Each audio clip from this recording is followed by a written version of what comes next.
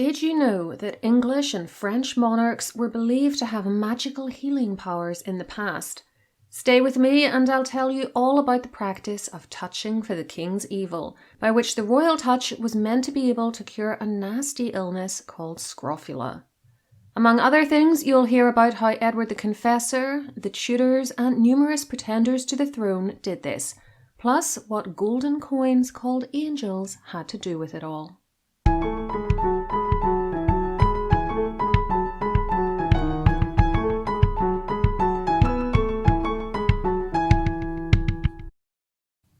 The origins of the phrase "the king's evil" are in the Latin words morbus regis, meaning the royal sickness.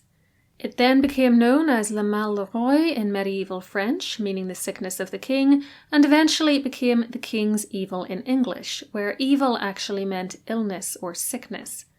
The reason it was called the king's evil or the king's sickness in medieval and early modern Europe was because of the belief that the touch of the monarch could heal it, not because a monarch had this illness or was responsible for its spread.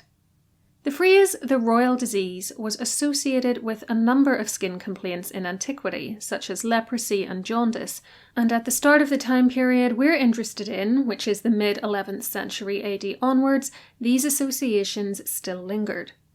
By the mid-13th century, though, it was being associated with scrofula, or rather with a group of diseases with scrofula-like symptoms.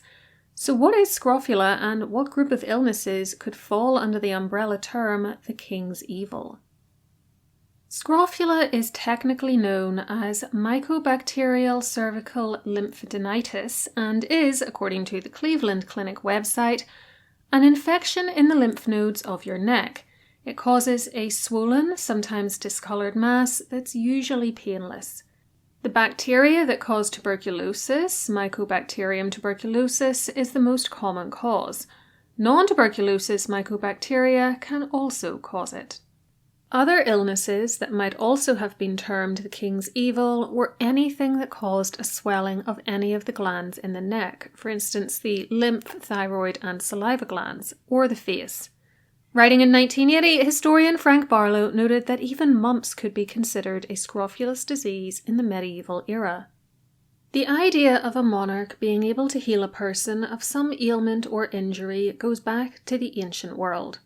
We can read about it in the works of Pliny, for example, who said that Pyrrhus, king of Epirus, healed a man with just a touch of his toe. However, the earliest instance we have of a French monarch making a habit of healing, or supposedly healing people with the royal touch, is Robert II of France, known as Robert the Pious. He ruled from 996 to 1031, but his healing activities weren't specific to people with scrofula. Over in England, if you do a quick Google search, you'll find the claim that the first monarch to touch for the king's evil and heal scrofula was Edward the Confessor. While this is true, there is only one recorded instance of him apparently healing a scrofula patient, rather than touching for the king's evil being an established and repeated ceremony. According to Frank Barlow, the story seems to have been written down for the first time soon after Edward's death in 1066 by a monk of St. Burton's at St. Omar, and it stated that a young woman had a throat infection that resulted in a foul-smelling swelling under her jaw that left her and her husband unable to conceive. She dreamt that if she went to the king and he washed her, she would be cured. Edward heard of this and agreed to anoint her face with water and make the sign of the cross on her. He also squeezed out the pustules on her face from which worms emerged. Having done so and instructed that she be fed at his expense until she was better, she was healed. The disease isn't actually called scrofula in the story, though it clearly has some scrofulous symptoms, and like Robert, the curative power seems to have lain only in Edward himself, not in the office of monarchy. It is certainly noteworthy that these two men were both renowned for their divinity, being literally called the Pious and the Confessor. So in its early stages, the practice of French and English monarchs being able to heal with touch was reserved for those who were particularly good and holy. It is little wonder, then, that it took some time for the idea to take hold that any sovereign of these countries had this power, no matter who they were and how they lived their lives. It is only with King Philip I of France, reigned 1060 to 1108, and his successor Louis VI, 1108 to 1137, that a repeated practice of touching for scrofula or scrofula-like illnesses developed in that country. And even then, Philip was said to have lost his powers due to committing adultery and being excommunicated. The practice then faded for nearly a century until the reign of Louis IX, which lasted from 1226 to 1270. From that point on, it was a regular occurrence until the French Revolution. Over in England, as we've seen, there was no ceremony around the royal touch under Edward the Confessor, just a one-off occurrence. We know that Henry II, reigned 1154 to 89, touched a girl suffering from scrofula, although she then got paralysis, so make of that what you will, but there is no other evidence to suggest whether or not this was a common practice for him. Though a comment by the French cleric, Philip of Blois, who was at Henry's court, that kings could heal scrofula, indicates that perhaps Henry was touching more than we know.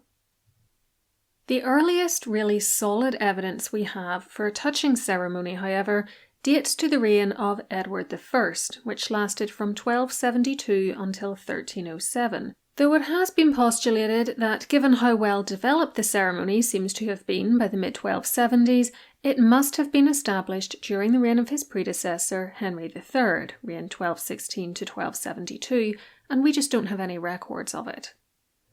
From there on out, the ritual seems to have been practiced sporadically. Richard II doesn't appear to have done it, for instance, but there is some anecdotal evidence that Henry IV and Henry V did so, and Henry VI definitely did. There are also no records of brothers Edward IV and Richard III doing it, but maybe they were worried that if it didn't work for them, people would say it was because of the ways in which they had gained the throne. Edward had twice seized it from Henry VI, who he then probably had murdered, and Richard III had seized it from his nephews, the so-called princes in the Tower, who he also probably had murdered. It was revived by Henry VII, however, and carried out by Henry VIII too, who apparently wore a ruby ring to protect himself from the sick while he was touching them. Edward VI left no records of touching, and possibly because he was just a child throughout his reign, but here we see his sister, Mary I, engaging in the ritual. It continued to be called the King's Evil even when a queen was on the throne, by the way, which might seem strange to us, but think of it like this. We always refer to a kingdom and never a queendom, and no one really bats an eyelid at that. It's just an accepted term for a country with a monarchy. Now, the temptation up to this point might be to say that this was a Catholic ritual, given that the French kings were all Catholic and the only Protestant English monarch so far, Edward VI, doesn't seem to have engaged in touching for the King's Evil. However, it was embraced by Protestantism too. Elizabeth I undertook it on many occasions. So why did it survive the English Reformation when so many other religious rituals came to be looked upon by Protestants as superstitious? I believe the answer is because of its political use, as a way to indicate divine favour on a particular ruler. That was worth hanging on to, especially after the Pope excommunicated Elizabeth, effectively saying she was cut off from God. Being able to heal the sick with her touch would show that she was not. Even James I, a Scottish Protestant, not raised with the idea that he could heal with his hands, undertook the practice once he became King of England, for it helped to emphasise that he deserved to inherit that throne. His son Charles I and grandsons Charles II and James II did so too. James II was then deposed during the Glorious Revolution of 1688 and replaced by his elder daughter and nephew/son-in-law Mary II and William III, who apparently did not partake in the ritual. I've seen one secondary source written decades after his death which says that William might have been persuaded to touch a single person once, but as it's not a first-hand account, I'd be very sceptical of it. Mary's sister, Queen Anne, definitely touched for the King's Evil though, and was the last monarch in the British Isles to do so. In the case of William and Mary, it may have been that they didn't believe in the efficacy of healing through touch, but there was also the problem that they were in a unique dual monarchy. So which of them would have been the correct person to do the healing? Then there's the fact that they held the throne by permission of Parliament. It was rather ridiculous to undertake a ceremony intended to show that the monarch ruled by divine right when those monarchs had gained the crown in such a way, and while the anointed and exiled James II still lived. Anne, of course, was also ruling by the permission of Parliament, and yet she resurrected this ceremony in her reign between 1702 and 1714, perhaps hoping to bolster her claim in the eyes of some and get back some of the mystique of the monarchy which the Glorious Revolution had dispelled. It helped, though, that by then her father was dead, having passed away in 1701, and her half-brother, who called himself James III, was never officially recognised in the British Isles as its king. As for the Jacobite Stuarts, meaning James II and his descendants by his second wife, they continued to use the practice all the way down to Cardinal Henry Stuart, grandson of James II, who styled himself Henry IX. Possibly they believed in its effectiveness, but I suspect it was largely done for political reasons in their cases too, in order to assert their position as the true monarchs of Great Britain and Ireland. In the French royal family, it survived up to the French Revolution and was then briefly brought back after the restoration of the monarchy, occurring at the coronation of Charles X in May 1825. Why, though, you might ask, was this very specific power attributed to the monarchs of both England and France? The explanation here seems to lie in how connected these two monarchies were during the medieval period. At times, they had the same rulers, or their rulers were very closely related by blood and marriage, and their aristocracies had links to both countries as well. There was so much political, linguistic, and cultural overlap between the two that it is perfectly understandable that some of the royal traditions associated with one became associated with the other as well. Your next question might be, why did people think the monarch could heal by touch? Well, back in the medieval period and up to the 17th century, it seems to have been because of their coronations, during which the king or queen was anointed on the hands with holy oil. This, so the logic of the time went, gave them an especially close connection to God and meant they were able to heal people thanks to this connection, just as Jesus could heal people with a touch in the Bible. As queen consorts were not anointed on the hands, they didn't have the power. The practice of healing therefore helped to reinforce the monarch's divine right to the throne and connection to the Almighty, and so it had a political function as well as a healing and philanthropic purpose. It also meant that the healing power was not connected to a particular monarch's holiness. It was essentially just a manifestation of their rank. As we'll see in a minute though, as time went on, the need for a coronation waned. Did people not notice, though, that lots of scrofula sufferers didn't get better after they'd been touched by a monarch? Well, I suspect a lot of them did, but it helped that the king or queen wasn't expected to heal people instantaneously.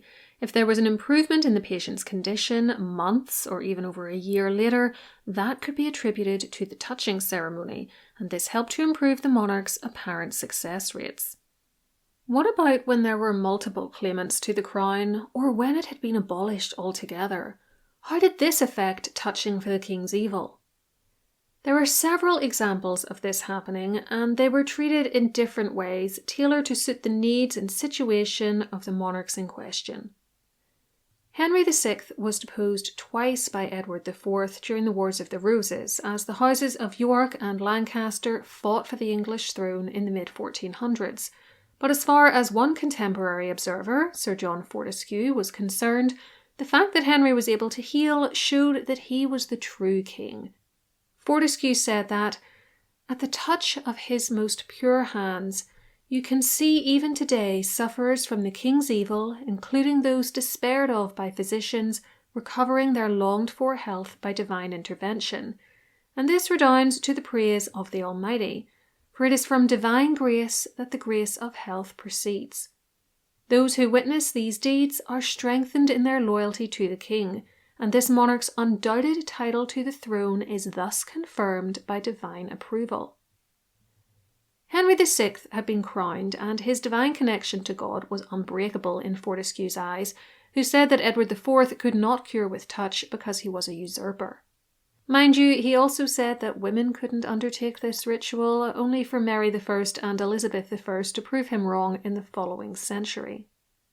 This seeming connection between touching for the king's evil and being endorsed by God as the true ruler also helps to explain why Henry VII made sure to engage in the ritual, for he had a somewhat shaky hold on the throne at first as pretenders tried to get his crown off him. Being able to show that he could cure scrofula would go some way towards settling any qualms people may have had about the legitimacy of their new king. Equally, Mary I and Elizabeth I's use of it can be seen as one way to allay any fears and concerns about a woman holding the throne, as it demonstrated that they could fulfill these traditional roles too and were also God's chosen ones. Like Henry VI, Charles II of England, Scotland and Ireland was also a king in exile for many years, and considered himself the monarch from the second his father was executed by the parliamentarians in 1649. During that time, he engaged in the touching ritual on mainland Europe in the 1650s, even though England had no monarchy anymore, and, unlike Henry VI, he had not yet been crowned and anointed king of that country. He was crowned king in Scotland in 1651, so maybe that helped in his mind, though touching for the king's evil was not historically a Scottish practice, and Charles wasn't anointed during that ceremony. With him, we therefore see a move away from the importance of anointing on the hands, and a reliance on simply being the legitimate heir to the English throne. Sir William Lower published a book in 1660 in which he recalled some examples of Charles's pre-Westminster coronation healing, saying, "It is certain that the king hath very often touched the sick, as well at Breda, where he touched 260 from Sunday the 17th of April to Sunday the 23rd of May, this is in the year 1660, as at Bruges and Brussels, during the residence he made there, and the English assure it was not without success, since it was the experience that drew thither every day a great number of those diseased, even from the most remote provinces of Germany." Uncrowned monarchs doing this was one thing, but even pretenders to the throne tried to get in on the action. After Charles's death in 1685, his illegitimate son, the Duke of Monmouth, who liked to claim that his parents had been married and that he was Charles's rightful heir, tried to take the throne from his uncle James II, and during his rebellion he took to touching for the king's evil as well, again relying on his supposed blood claims to the throne and not on a coronation. As we've seen, his cousin Queen Anne also engaged in healing in the early 1700s, while her half-brother was alive on the continent, claiming to be James III and doing the same thing. In such cases, it's anyone's guess as to who would have been the person empowered to heal by touch, assuming for a moment we believe in this ability. Anne had the advantage of having been crowned, but her brother was certainly the person with the best blood claim on the throne after their father's death in 1701, and Charles II had established that that was what mattered. So who should people wanting to be touched for the king's evil in that time period have turned to? These were some tricky questions for proponents of this royal superpower. Let's now look at the actual ceremony itself and at how it evolved over time. If we look at this picture of Edward the Confessor touching, which actually dates to around 1245, we can see that it's just him and the sick. Note that there are sick people plural too, not just one woman. There are no priests or other assistants.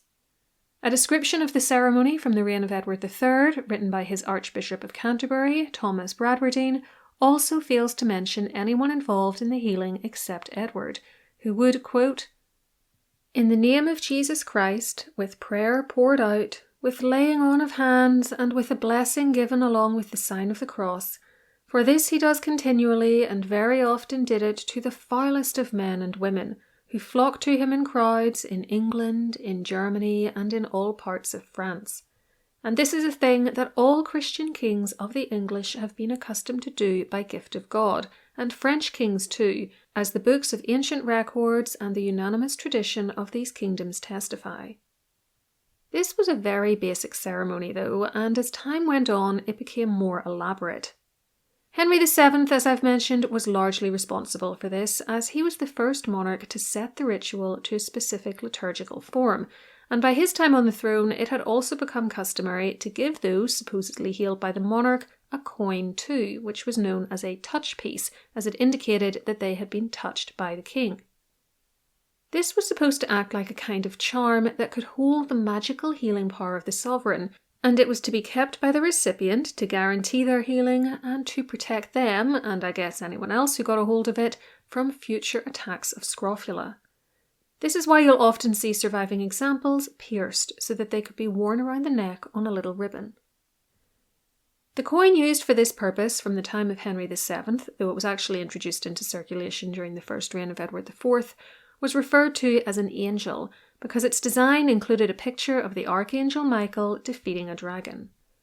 Of course, it was also a valuable piece of currency which recipients could use to buy better food for a time, and that may have helped to improve their health more than anything else.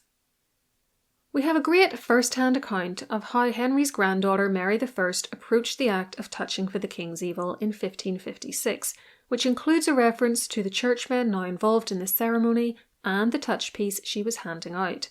It says, "Her Majesty went to bless the scrofulas, but she chose to perform this act privately in a gallery where there were not above 20 persons, and an altar being raised there, she knelt and recited the confession, on the conclusion of which Her Majesty turned towards my Right Reverend Lord the Legate, who gave her absolution.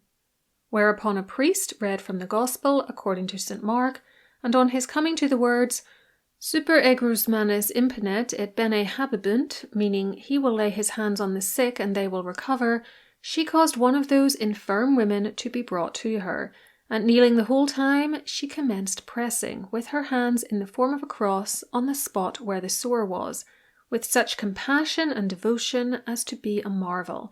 And while she continued doing this to a man and to 3 women, the priest kept ever repeating these words, Super egrus manes imponet et bene habebunt. Then, on terminating the Gospel, after the words, In principio erat verbum, meaning in the beginning was the word, and on coming to the following, namely, Erat lux vera quae illuminat omnem homimum in hunc mundum, meaning he was the true light which enlightens every man into this world, then the queen made the sick people again approach her, and taking a golden coin, called an angel, she touched the place where the evil showed itself, and signed it with this coin in the form of the cross, and having done this, she passed a ribbon through a hole which had been pierced in the coin, and placed one of these round the neck of each of the patients, making them promise never to part with that coin, which was hallowed, save in case of extreme need. And then, having washed her hands, the towel being presented to her by my lord the Right Reverend the Legate, she returned to her oratory. So Mary had to confess her sins first, presumably to cleanse herself and make herself worthy of performing this ritual, after which prayers and the sign of the cross were integral parts of the actual touching itself, and she hung the angel coin around the recipients' necks. Her sister Elizabeth, perhaps with a better eye for the propaganda value of this service, did not undertake it in private. Her very public healing ceremonies were described in a 1597 book by her chaplain, William Shakespeare, called Charisma Sive Donum Sanationis. The original is in Latin, as you can probably tell by that title, but as I don't hate you and I value a little thing called audience retention, I'm going to read you out an English translation. Shakespeare said, How often have I seen Her Most Serene Majesty prostrate on her knees, body and soul wrapped in prayer, calling upon God and beseeching the Saviour Christ for such as these. How often have I seen her with her exquisite hands, whiter than whitest snow, boldly and without disgust pressing their sores and ulcers and handling them to health, not merely touching them with her fingertips. How often have I seen her worn with fatigue, as when in one single day during the preparation for the last Passover, she healed 38 persons of the struma, which is another word for scrofula. Elizabeth knew how to put on a good show, but she also seems to have had a real belief in what she was doing, saying at certain times that she didn't feel able to heal on those days. Rather than this being a sign of laziness, historian Cara Levin wonders if the Queen was reluctant at certain points because it was her time of the month, and there was a belief in that era that that would have made her touch somehow polluting. We also get some idea of the ceremony from the work of none other than William Shakespeare. This famous English bard described it in his classic play Macbeth, written around 1606. Now, I know Macbeth is set in Scotland, but in this quote, the character Malcolm is talking about the English king Edward the Confessor, and I think we can assume Shakespeare is basing the ceremony on what he would have been familiar with from the late Elizabethan and early Jacobean courts, either through seeing or hearing about it. He said that, "'Tis called the evil, a most miraculous work in this good king, which often, since my here remain in England, I have seen him do. How he solicits heaven, himself best knows. But strangely visited people, all swollen and ulcerous, pitiful to the eye, the mere despair of surgery, he cures, hanging a golden stamp about their necks, put on with holy prayers, and 'tis spoken to the succeeding royalty he leaves the healing benediction. With this strange virtue he has a heavenly gift of prophecy, and sundry blessings have about his throne that speak him full of grace." The ceremony continued to develop into the Stuart period. James I, for instance, removed the act of signing people with the cross, which the Tudors had done, as this appeared too Catholic for his tastes.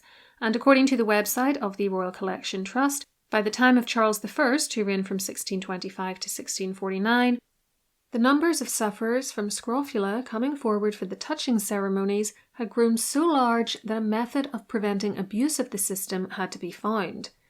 This took the form of tokens in brass, copper, or bronze, which were issued by surgeons who examined the patients and certified that they were genuine cases appropriate for the king's ceremony.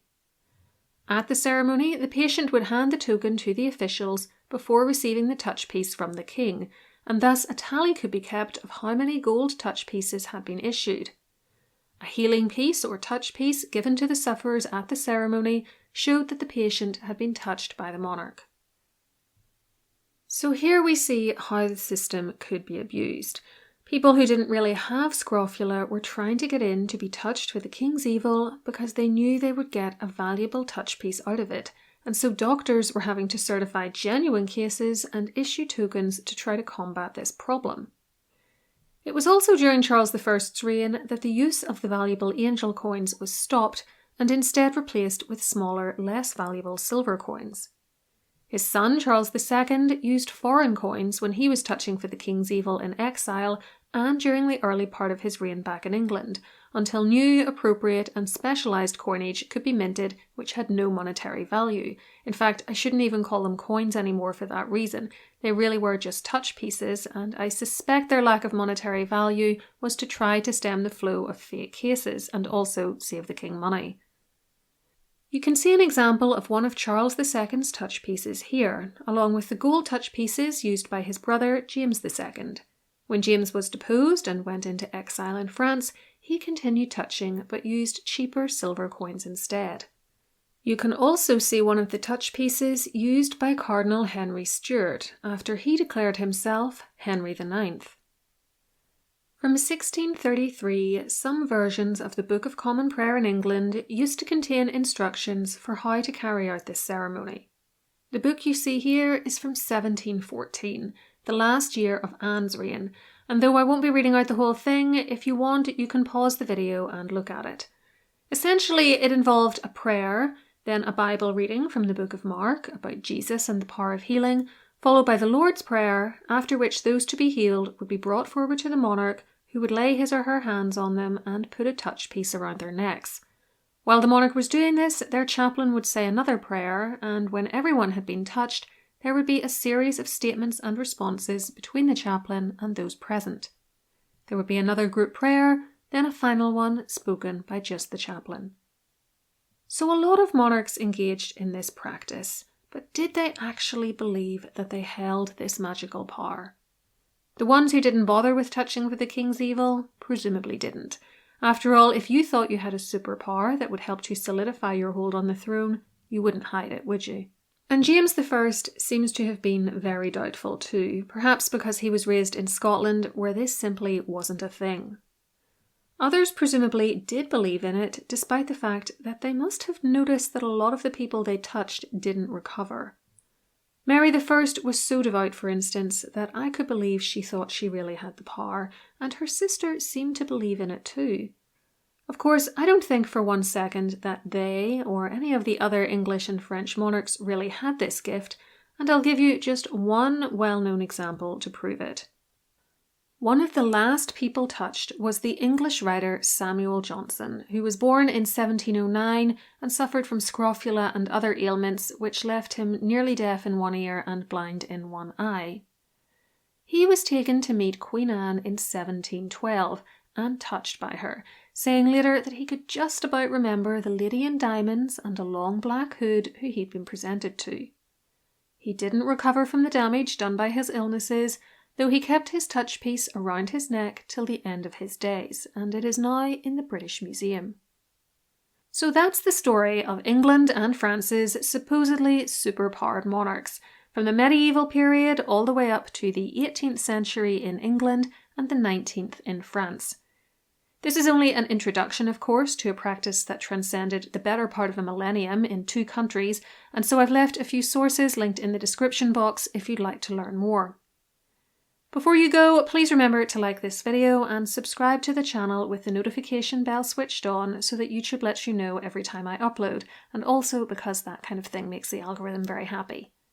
You can also join my YouTube membership for perks and bonus community tab posts, or find me on Patreon where I share even more extras, including early access to ad-free videos and bonus podcasts.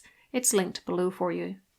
If you have Irish ancestry, you might also like to check out my book, Find Your Irish Ancestors Online, which is available from Amazon as an ebook or a paperback, or for something entirely free, you can sign up to my newsletter on my website, historycallingofficial.com, and get 2 complimentary downloads all about recognising good history versus bad and interviewing family members about your genealogy. Again, links are below.